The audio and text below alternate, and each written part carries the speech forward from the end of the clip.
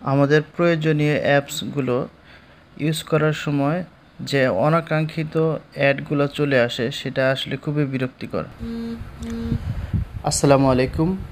আজকে আমরা শিখব আমাদের অ্যান্ড্রয়েড ফোনের অ্যাপসগুলো ইউজ করার ক্ষেত্রে যে বিরক্তিকর অ্যাডগুলো আসে এই অ্যাড থেকে আমরা কিভাবে বাঁচতে পারি।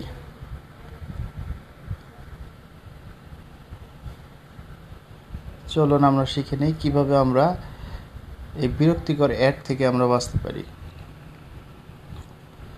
অ্যাড থেকে বাঁচতে হলে আপনাকে প্রাইভেট ডিএনএসটা পরিবর্তন করতে হবে। চলুন আমরা এবার শিখে নিই। প্রথমে আমরা সেটিংসে যাব, গিয়ে আমরা নেটওয়ার্ক অ্যান্ড ইন্টারনেট এখানে গিয়ে আমরা পাবো প্রাইভেট ডিএনএস।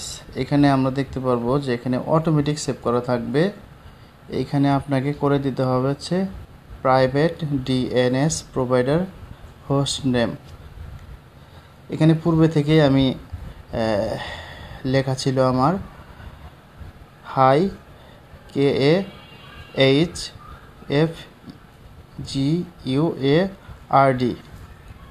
kahabgard.com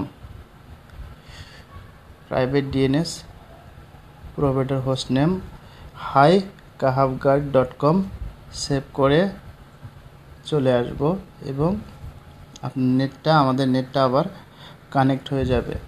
এখন দেখা যাবে অনেকের ফোনে অনেক রকম সেটিংস থাকতে পারে। সেই ক্ষেত্রে সবাই সেটিংসে যাব, গিয়ে এখানে লিখব প্রাইভেট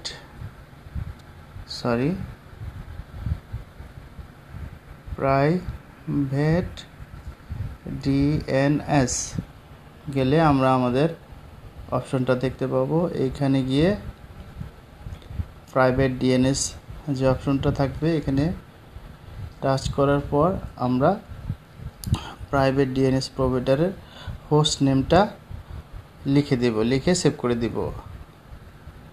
আমি আপনাদের সুবিধার জন্য ডিএনএস হোস্ট নেমটা